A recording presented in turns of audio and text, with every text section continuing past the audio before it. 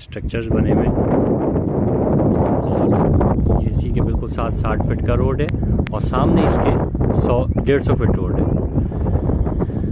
तो ये है 53C। सामने जो ये आपको ब्लू कलर की टैंकी नज़र आ रही है, ये घर बना हुआ है, फैमिलीज रह रही है यहाँ पे।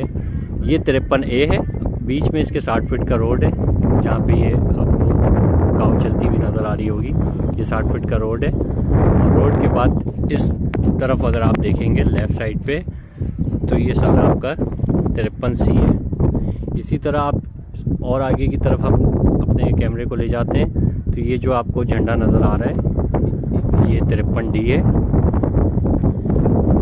और ये इसकी पूरी 53 की लोकेशन है। A के पीछे और C के पीछे D बना हुआ है।